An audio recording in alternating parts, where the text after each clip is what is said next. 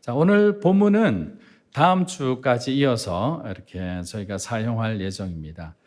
흔들리는 다윗, 압살롬의 반역이라는 제목으로 오늘 말씀을 좀 나누고자 합니다.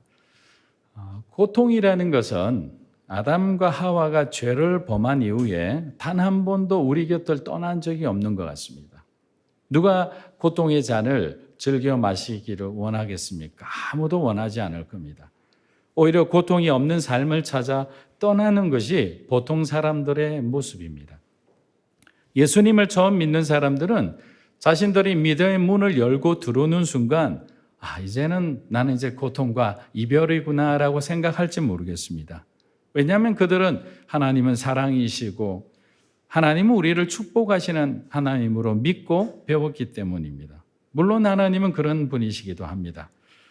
그러나 한 가지 명심해야 될 점은 고통도 하나님께서 우리에게 주시는 축복의 또 다른 모습이라는 사실입니다. 고난과 고통을 통해서 우리는 하나님을 더 가까이 갈 수 있는 겁니다. 하지만 아무리 우리가 벗어나려고 해도 해결할 수 없는 것이 고통이란 문제이기도 합니다. 믿음으로 살고자 하는 그리스도인들, 믿음의 조상이라 불렸던 아브라함, 하나님의 마음에 합했다고 칭찬받았던 다윗, 심지어는 인류 구원의 원대한 사명을 갖고 이 땅에 내려오신 예수님도 고통을 비켜 가시지 못했습니다. 그렇게 고통이란 문제는 우리가 단순하게만 바라봐서는 안 됩니다. 고난과 고통 가운데 하나님께서 주시고자 하는 그 생명의 길을 우리는 발견해야 되는 거죠. 우리를 살리는 메시지. 왜냐하면 복음은 사람을 죽이는 것이 아니라 살리는 겁니다. 교회는 사람을 살리는 곳이에요. 정말 말 안 듣고 힘든 사람도 교회 오면 변화되어야 되는 거죠. 또 교회는 기다려줘야 되는 겁니다. 그것이 교회입니다.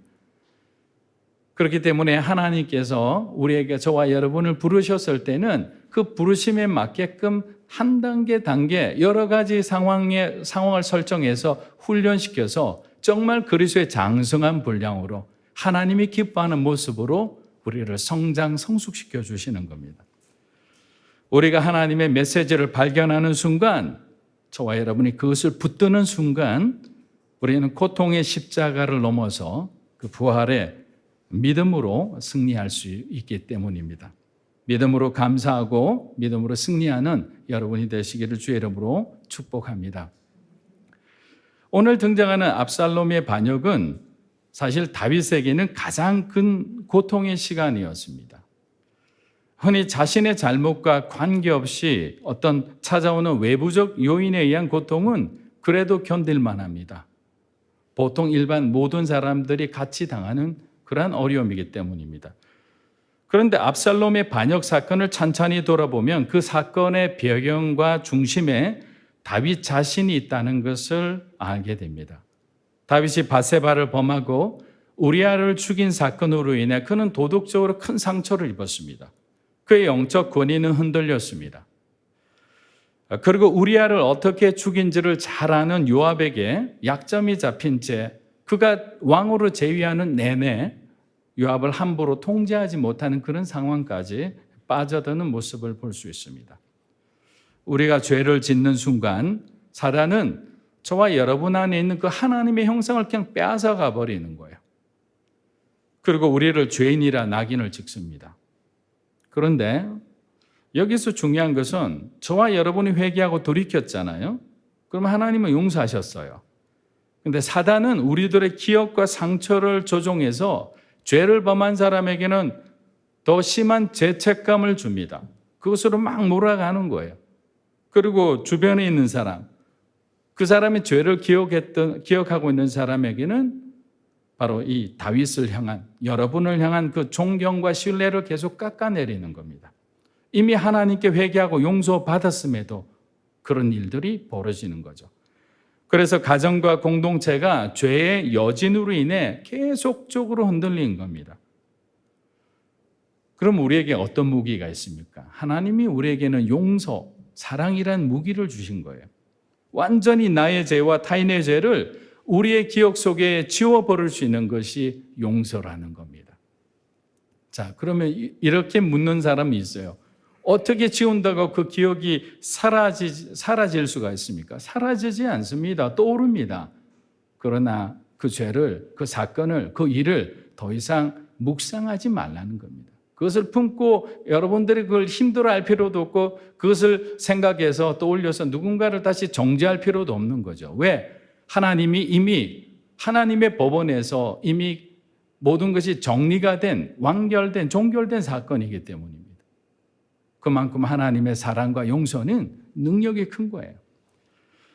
이스라엘이 안정을 찾기 시작하자 다윗은 자신도 모르게 하나님을 향한 마음이 흔들리기 시작합니다. 우리가 가장 주의해야 될 때는 가장 우리 인생의 절정에 다다를 때, 많은 사람들이 저와 여러분을 주목할 때, 여러분들이 기도하고 한 일이 너무나 순탄하게 잘 이루어질 때 우리는 넘어질까 우리 자신을 되돌아봐야 되는 거예요. 은혜가 너무너무 넘치는데 그러면 믿음의 사람으로 할 수 있는 것은 뭡니까? 겸손해야 되는 거죠. 자신을 돌아봐야 되는 거죠. 이것이 누구에게로부터 왔는지를 우리는 분명히 깨닫고 그 믿음을 유지하고 붙들고 있어야 되는 거예요. 그런데 이러한 흔들림은 바로 하나님 중심의 삶에서 자기 중심의 삶으로 옮겨갈 때 일어나는 그런 영적 파열음인 거죠. 생각과 마음이 이렇게 흔들립니다. 당연히 우리의 행동과 태도는 달라지는 거죠. 주변에 있는 사람이 뭔가의 변화를 감지하게 됩니다. 저 사람 변했구나. 사무엘하 11장 1절입니다. 우리 함께 읽어보겠습니다. 그 해가 돌아와 왕들이 출전할 때가 되매 다윗이 요압과 그에게 있는 그의 부하들과 온 이스라엘 군대를 보내니 그들이 암몬 자손을 멸하고 랍바를 에워쌌고 다윗은 예루살렘에 그대로 있더라. 자, 지금 이스라엘의 모든 군대는 암몬과 치열한 전투를 벌이고 있는 중입니다. 그런데 이스라엘의 왕이라는 사람이 홀로 왕궁에 남아 평안하게 거닐고 있는 거예요.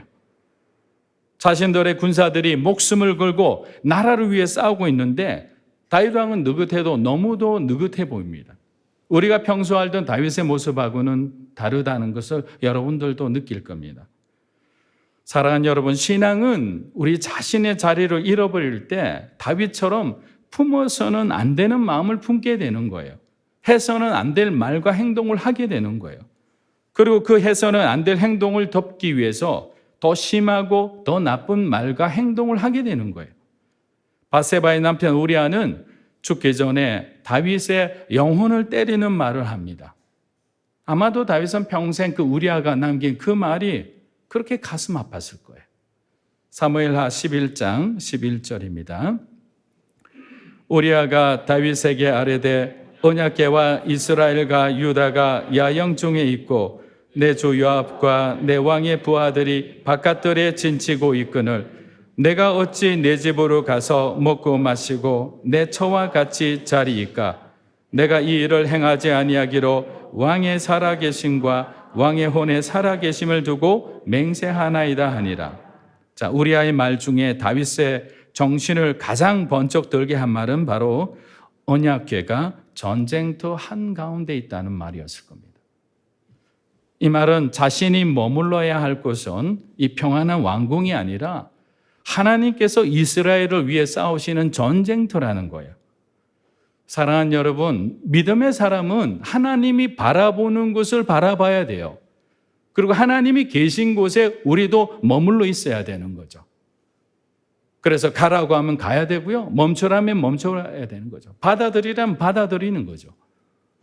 내 뜻대로 살아가는 인생이 아니잖아요. 믿음의 삶은 하나님이 우리에게 보여주셨는 대로 한 걸음 한 걸음 순종해 나가는 삶이 바로 믿음의 삶이기 때문입니다. 이를 통해서 우리는 지금 언약궤와 다윗의 물리적 그 거리만큼 그의 영적인 상태가 얼마나 하나님하고 멀어져 있다는 것을 우리가 잘 볼 수가 있는 거예요. 우리아는 참으로 충직한 군인이었습니다. 저는 이 기사를 보면서 마치 과거에 그 골리앗을 향해 나아가는 그 젊은 날의 그 다윗의 그 열정과 그 패기와 기계를 이렇게 우리아의 모습 가운데 느낄 수 있었습니다. 다윗은 요압을 통해 우리아를 가장 위험한 성벽 바로 앞 선봉대에 이렇게 세우게 합니다. 다윗의 예상대로 우리아는 선봉에 서서 이스라엘과 다윗을 위해 하나님을 위해서 열심히 싸우다가 장렬히 전사합니다. 그는 이스라엘 어떤 순수 혈통 민족도 아니었어요. 이방인이었어요. 이방인이면서 하나님을 경외했던 사람이었던 거예요. 저는 이 장면이 성경에서 가장 안타깝고 슬픈 장면 중에 하나라 생각합니다. 하지만 하나님은 다윗의 모든 행동을 보고 계셨습니다. 우리는 그것을 알아야 되는 거죠. 하나님은 지금도 저와 여러분의 모든 것을 보고 계시고 듣고 계시다는 거예요. 다윗의 간음죄와 살인죄는 계속 그의 불행한 가족사로 이어집니다. 하나님께서는 자신의 죄를 통렬하게 회개하는 다윗을 용서하셨어요. 그러나 다윗은 그 죄에 대한 대가는 지불해야만 했습니다. 그것은 가장 해결하기 힘든, 가장 가슴 아픈 그 힘든 자녀들의 문제로 찾아왔습니다. 자기 자신의 죄로 일어난 자녀들의 문제라 하더라도 그 이후 다윗이 굉장히 공정하게 하나님의 뜻대로, 하나님의 방법대로 해결했다면 압살롬의 반란과 같은 더 큰 비극은 찾아오지 않았을 거예요. 그런데 다윗은 여기서 세 가지 실수를 연이어 범하고 맙니다. 첫 번째 다윗의 실수는 잘못에 대해서 정당하게 징계하지 않았어요. 하나님의 공의를 잃어버린 선택, 불행으로 찾아오게 되어 있습니다. 다윗의 공의롭지 못한 행동이 문제를 크게 확산시킵니다.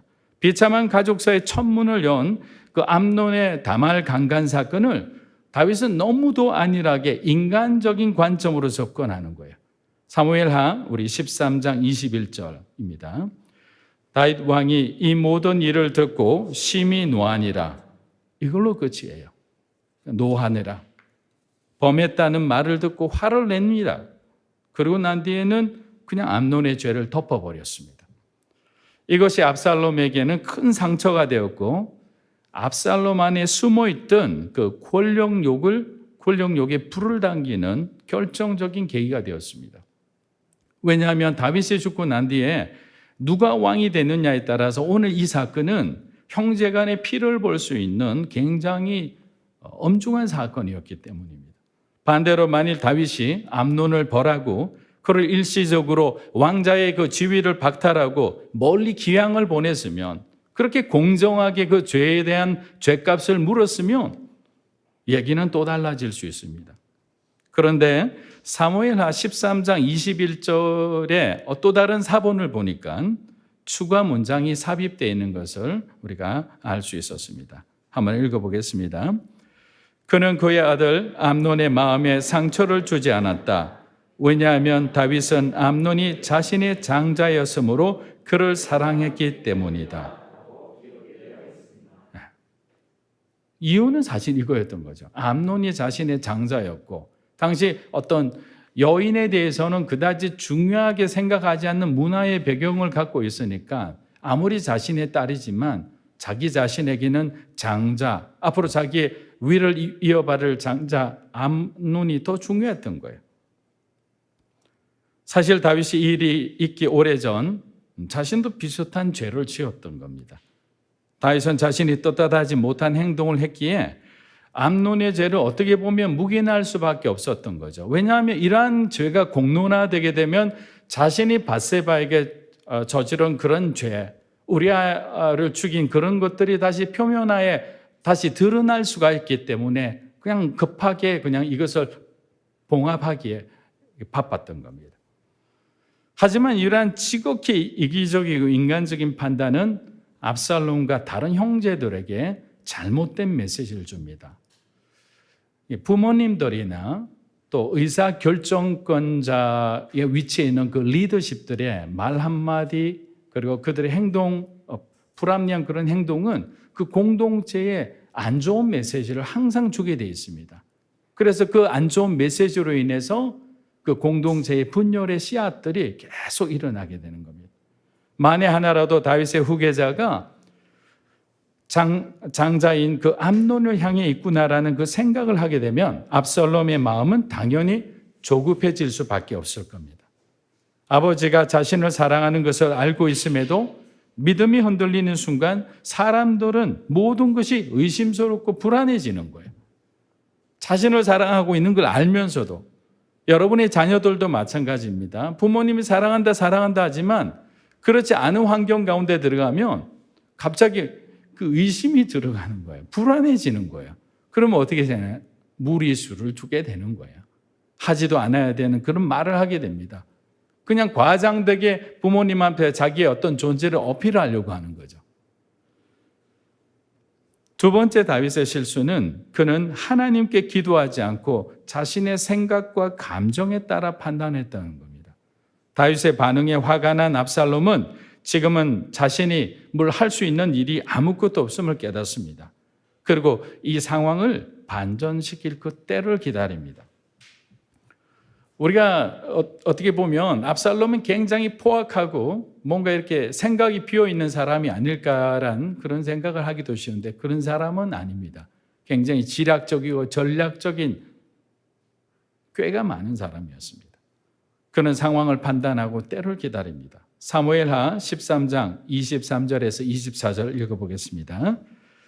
만 2년 후에 에브라임 곁 바알 하솔에서 압살롬이 양털을 깎는 일이 있음에 압살롬이 왕의 모든 아들을 압살롬이 왕께 나아가 말하되 이제 종에게 양털 깎는 일이 있사오니 청하건대 왕은 신하들을 데리시고 함께 가사이나 하디.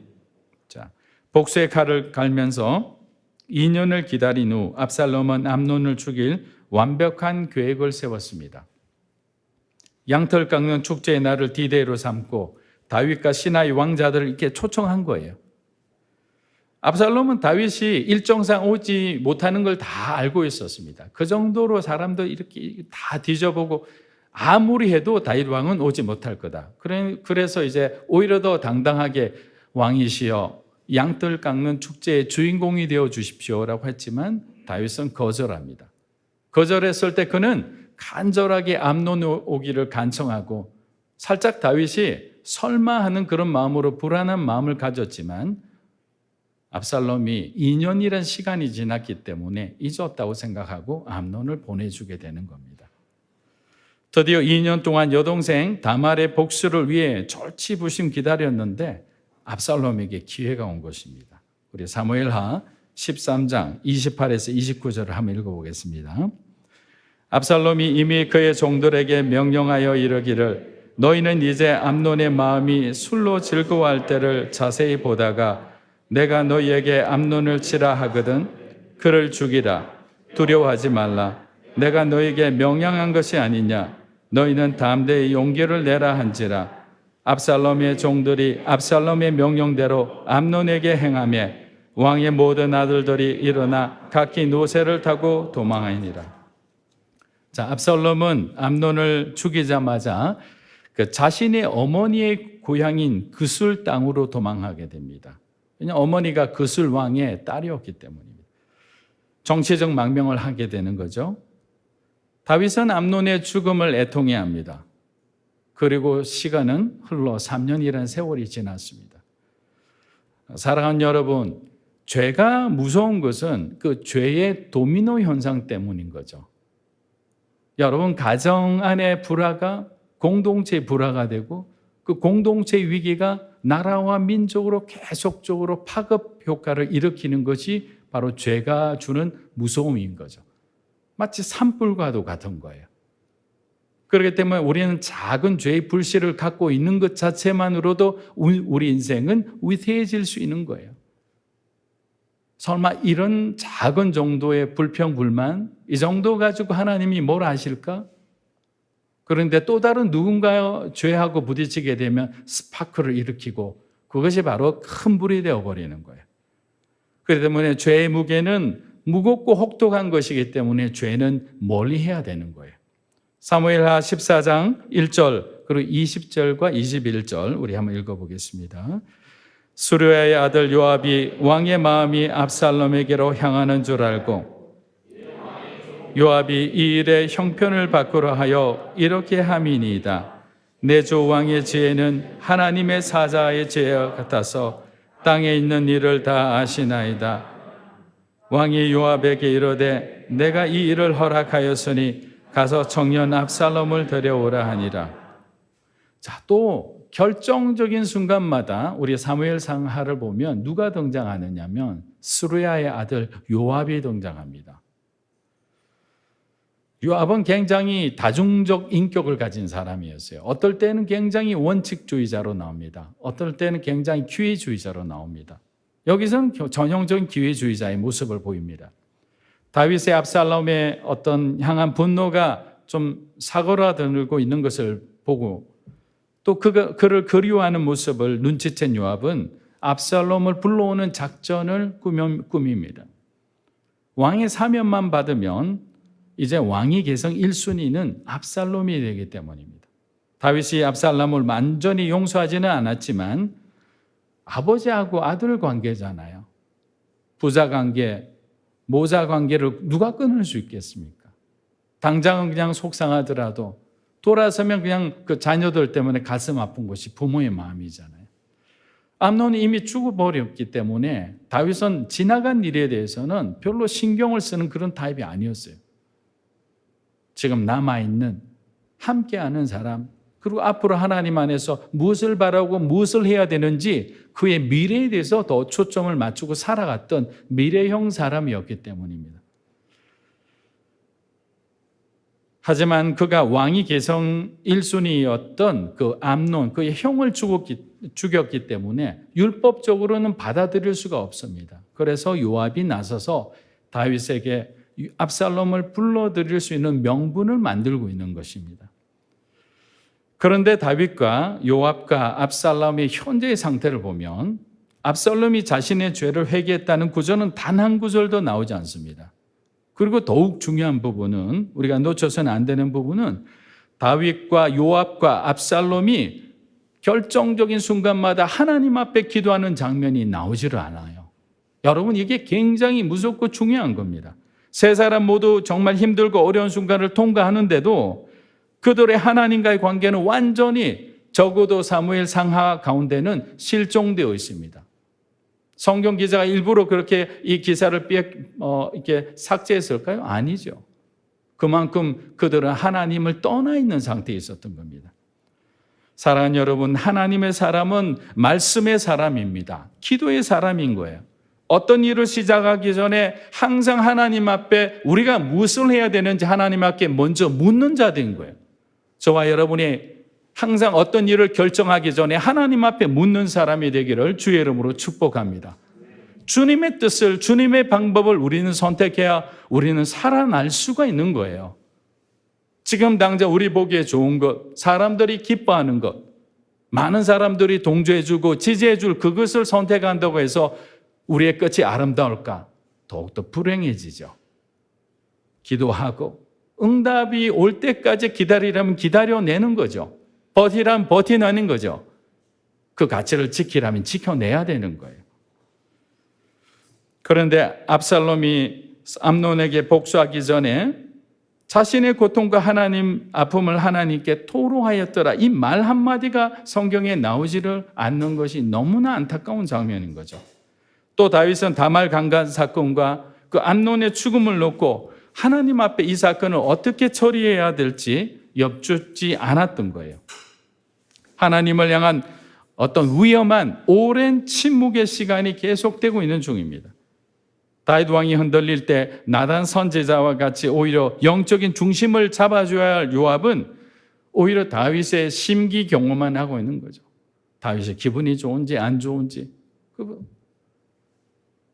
그것만 바라보고 있으니까 하나님을 바라볼 틈이 없잖아요. 여러분 앞에 그 어떤 큰 사람이라도 여러분의 삶에 영향을 주고 여러분의 위치를 조종할 수 있는 사람이라도 하나님보다 큰 사람은 없는 거예요.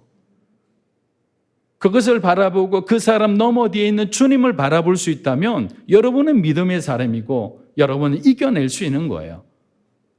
근데 사람에 막혀서 하나님이 가려진다. 여러분의 환경에 막혀서 가려진다. 내 상처와 아픔에 가려져서 하나님이 보이지 않는다. 그럼 우리의 선택은 잘못될 수밖에 없는 거죠. 불행한 길로 걸어갈 수밖에 없는 거예요. 압살롬이 돌아온 상황은 이스라엘 내부에 정치적으로 상당히 큰 파장을 일으키는 문제입니다. 후계 구대와 관련된 문제였기 때문입니다. 그런데 이들은 기도하지 않는 거예요. 이 중요한 그 압살롬의 귀한 어떤 계획을 결정하는 순간에도 그들은 자기들의 생각, 자기들의 길을 선택했던 겁니다. 그래서 우리가 다음 주에 보면 압살롬의 어떤 반역 사건이 일어나는 것을 알 수가 있는 거죠. 결국 인간의 길에는 불행이 따를 수밖에 없는 거예요. 그리고 예루살렘으로 돌아와도 좋다는 그 다윗의 부름을 받고 압살롬조차도 그냥 반응하지 않고 아버지가 나를 드디어 부르셨구나 하고 가기 전에 만약에 이렇게 기도했다면, 지금 하나님 앞에 기도했다면 하나님은 이렇게 말씀해 주셨을 수도 있어요. 지금 내가 예루살렘에 돌아와도 다윗이 너를 받아주지 않을 것이다. 실제 그랬습니다. 그럼 너의 마음이 다시 격동하여 더 큰 죄를 저지를까 하니 지금은 거슬 땅에서 당분간 건진하여라. 하나님이 이 말씀을 주셨어요. 그러면 압살롬은 다시 예루살렘으로 사람을 보내는 거예요. 이렇게 아버지에게 말하는 거죠. 내 아버지 다윗 왕이여, 죄인 압살롬을 다시 예루살렘으로 불러주셔서 너무나 감사하오나 제가 왕의 은혜를 감당할 만한 준비가 아직 되지 않았습니다. 아직 나의 형 암논의 피가 나를 꾸짖으니 나를 이곳에서 좀 더 근신하게 하소서라고 만약에 그가 그렇게 다윗에게 편지를 보냈다고 생각해 보세요. 그걸 받았을 때 다윗은 내 아들 압살롬이 하나님 앞에서 진심으로 자신의 잘못을 회개했구나라고 다윗의 마음은 활짝 열렸을 거예요. 그런데 다윗과 요압과 압살롬 그 누구도 하나님께 기도하지 않고 자기 뜻대로 모든 것을 결정하고 만 겁니다. 사랑하는 여러분, 우리는 어떤 일이 있더라도 하나님의 뜻을 묻는 자가 되어야 하는 거예요.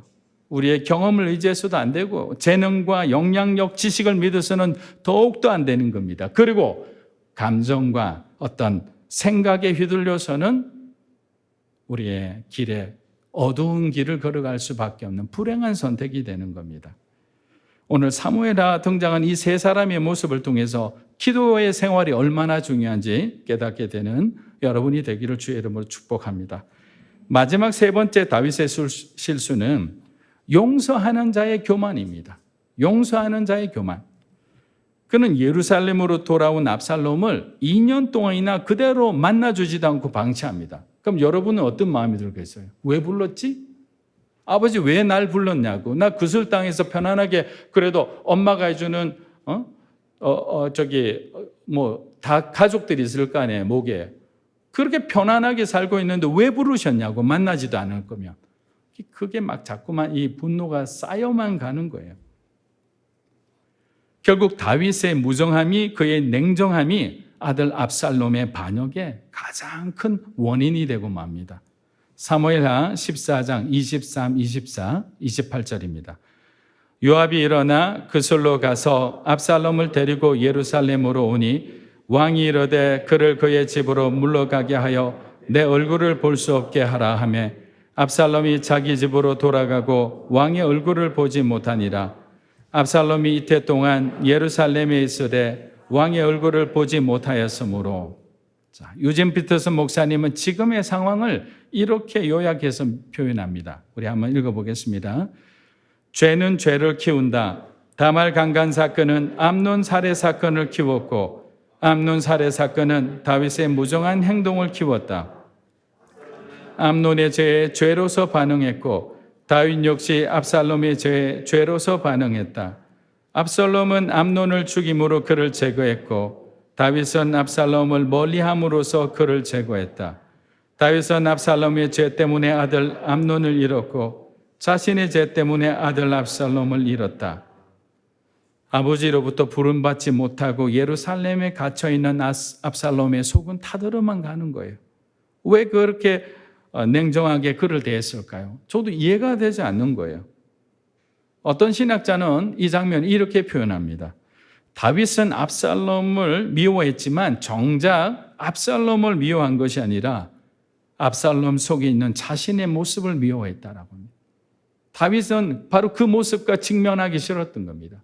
여러분 그런 거 잘 아세요? 교만한 사람이 제일 싫어하는 사람 누구세요? 누구게요? 교만한 사람을 싫어해요. 거짓말하는 사람이 제일 싫어하는 사람은 거짓말하는 사람이에요. 그래서 거짓말하는 거를 거짓말 잘하는 사람은 너무나 잘하는 거예요. 그러니까 자기하고 똑같은 모습이 보이면 너무나 견디기 힘드는 거예요. 그런데 암논과 압살롬의 모습에는 자기의 그 하나님을 떠난 모습이 그대로 투영되어 있었던 거예요. 아들을 보는 거가 자기 자신의 얼룩진, 다시는 기억하고 싶지 않은 그런 그 기억을 다시 떠올리는 듯해가 그 자신도 힘들었다는 거죠. 하지만 그래도 이해 안 되는 것은 자기 자신은 어마어마한 죄를 저질러 놓고 하나님 앞에 얼마나 그 풍성한 은혜를 받았습니까? 그 용서를 받아놓고 그는 그 용서를 실천하지 않고 냉정한 그러한 죄를 범하고 마는 거죠. 왜냐하면 용서해야 될 때 용서해야 되는 거예요, 우리는. 말씀을 마치겠습니다. 우리 누가복음 15장 4절에서 6절을 먼저 읽겠습니다. 너희 중에 어떤 사람이 양 100마리가 있는데 그 중에 하나를 잃으면 그 잃은 것을 찾아내기까지 찾아다니지 아니하겠느냐. 즐거워 어깨에 메고 집에 와서 그 복과 이웃을 불러 모으고 말하되 나와 함께 즐기자. 예수님께서 말씀하신 그 잃어버린 양의 비유가 오늘 압살롬을 향한 다윗에게 필요한 목자의 마음, 아버지의 마음이었던 겁니다. 누구보다 하나님을 사랑하고 하나님의 음성에 예민하게 귀 기울였던 믿음과 순종의 사람 다윗도 넘어졌던 거죠. 자기 자신을 바라보는 순간, 상처와 아픔을 여러분들이 바라보는 순간에는 하나님의 그 공의와 사랑을 잃어버리게 되는 거예요. 그런데 만약에 우리가 목자의 마음, 사랑의 마음을 갖고 있다면 탕자가 자기가 그 모든 정말 어마어마한 죄를 저지르고 떠났지만 아버지를 생각하고 돌아온 거 아니겠어요? 아버지가 평소 그에게 정말 냉정하게 대하고 그를 받아두지 않았던 아버지라면 탕자가 돌아올 수가 없죠. 용기가 없는 거죠. 그 아버지를 믿고 돌아온 것처럼 교회는 어렵고 힘들고 상처난 사람들이 돌아와서 다시 새 생명을 찾는 곳이에요. 저는 믿음으로 사는 교회가 그 사명을 잘 감당하기를 주의 이름으로 축복합니다. 과부와 구아와 나그네와 그리고 하나님의 그 미래를 책임질 그 다음 세대들이 함께 힘을 모아 주님 앞에 달려가는 그런 성령 공동체가 되기를 우리 주의 이름으로 축원합니다.